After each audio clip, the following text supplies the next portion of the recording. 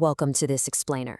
Today, we're diving straight into a reality that is quite literally keeping Chief Information Security Officers up at night. We're going to examine an alarming class of hardware-level vulnerabilities that entirely bypass standard enterprise security. Seriously, if you're relying solely on your traditional host security stack to protect your corporate network from unmanaged hardware, you are operating with a massive blind spot.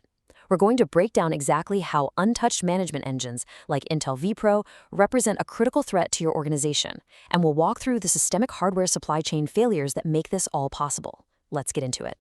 Now, look at this question. Is a powered-off, encrypted laptop actually secure?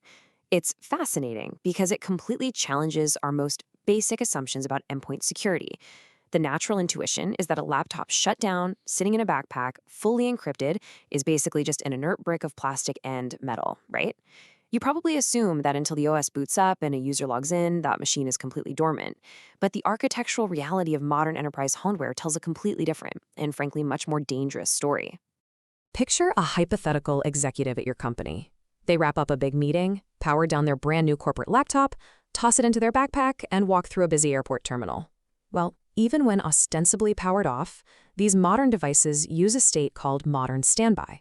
This means they are constantly drawing a small but non-zero amount of power for weeks. And that little trickle of power? It keeps subsystems like the Converged Security and Management Engine, the CSME, wide awake and actively listening.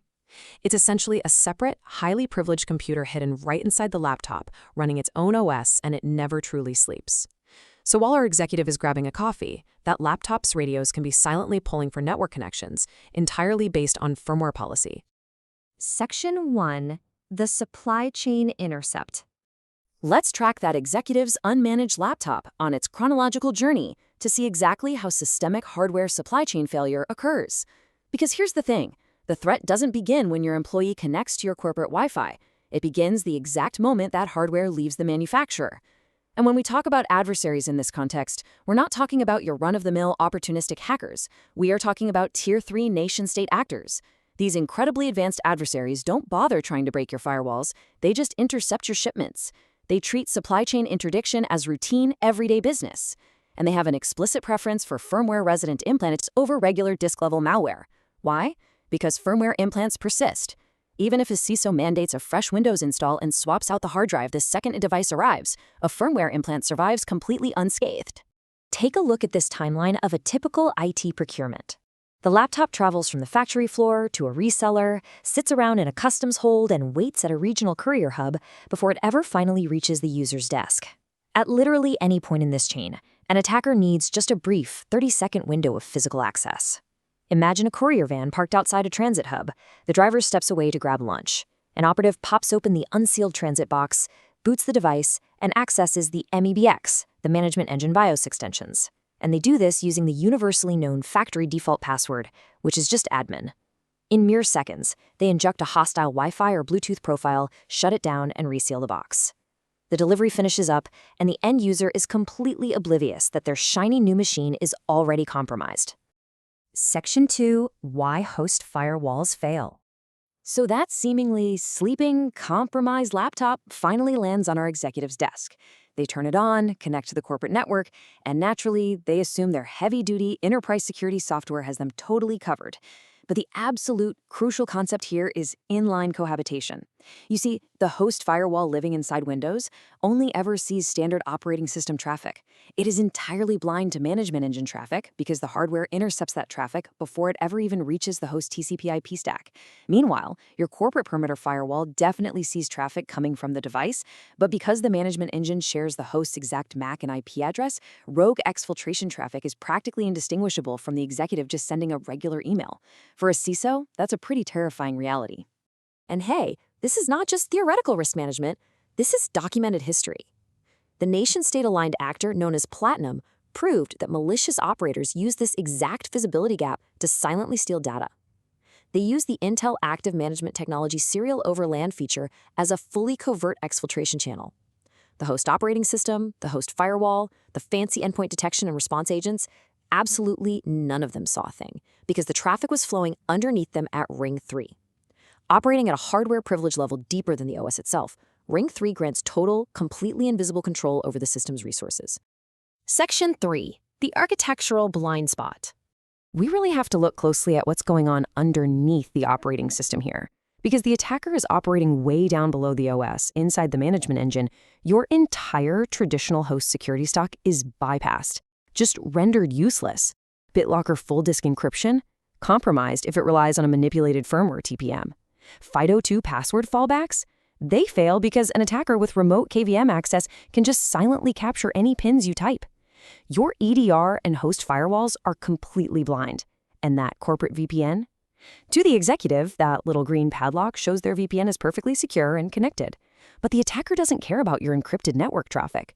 They are literally reading the screen's frame buffer and capturing the executive's keystrokes directly from the hardware, before the VPN software even touches the data. And it actually gets worse. The software-enforced boundaries that are supposed to keep these firmware applets securely isolated from one another, they've failed before. CVE 2019-090 proved that hard-coded cryptographic gates could fail, exposing the CSME chipset key. This is catastrophic. Once a chipset key is compromised, the entire foundation of trust for that specific piece of hardware is permanently broken. It theoretically allows an attacker to pull BitLocker keys directly from the firmware TPM. And because this involves mask-programmed silicon, it is physically baked right into the chip. There is literally no way to patch it in the field. Section 4. Building an Interdiction Lab. Okay, so since we know the supply chain is a massive vulnerability, we have to break the chain of custody ourselves. The single most important control a CISO can implement for corporate hardware is a physical interdiction step. IT must receive the hardware directly. Seriously, do not drop ship laptops straight to your end users. First, receive it at a secure lab. Second, run cryptographic firmware attestation. You aren't just checking for broken packing tape here, you are cryptographically verifying that the hardware state perfectly matches the manufacturer's secure manifest before it ever touches an employee's hands. Third, lock down that MEBX interface and disable those out-of-band features. And finally, wipe and completely re-image the device. Inside that secure lab, you've got some absolute must-do tasks during this interdiction. You have to change that default admin credential immediately so snooping couriers can't log in. You need to delete third-party root certificate authority hashes, which ensures attackers can't silently redirect the laptop to a rogue provisioning server. You must verify that flash descriptor write protections are actually enabled at the platform level, and you've got to disable USB debugging interfaces. You must fundamentally change the hardware trust anchors yourself, because relying on the standard factory state exposes your network to an irreducible residual risk. Section 5. Securing the BYOD perimeter. Now, what about the absolute nightmare scenario where we have zero physical control? Bring your own device. BYOD. You obviously can't force an employee's personal laptop bought at a local retail store through your corporate interdiction lab. Because you have no physical leverage, you have to fundamentally shift your security philosophy from implicit device trust to harsh, conditional perimeter access. When you can physically interdict IT-supplied hardware, you can reflash firmware and slap on tamper-evident seals. But with BYOD, instead of reflashing firmware, you have to use conditional access via attestation. Instead of granting full corporate network access, you heavily restrict them to virtual desktop infrastructure. A BYOD vPro device must be treated as a permanently untrusted entity isolated from your core assets. No exceptions. You must explicitly refuse high-sensitivity access classes entirely from these devices. You should mandate TPM PCR drift attestation every single time they reconnect. That basically means checking the platform configuration registers to see if the device's firmware state was tampered with while it was offline. For low-sensitivity tasks, isolate them through VDI. With virtual desktop infrastructure, the local compromised hardware is essentially just acting as a dumb terminal. The corporate data is literally just rendered as pixels on the screen. It's never processed or stored locally. Finally, aggressively denying network access to absolutely anything failing an 802.1x posture check. 0. That is the exact number of software-only controls that can effectively secure an endpoint against a compromised management engine. Not your fancy mobile device management, not your host firewall, not your advanced antivirus. If the hardware is compromised deeply beneath the operating system, no software running inside that operating system can see it, stop it, or save you. So I'll leave you with this chilling thought to chew on as you reconsider your entire endpoint security and procurement strategy. Look around your organization right now. Think about the brand new laptop sitting on your CEO's desk. If your IT department didn't physically interdict it, secure the firmware, and completely lock down the hardware trust anchors, who did?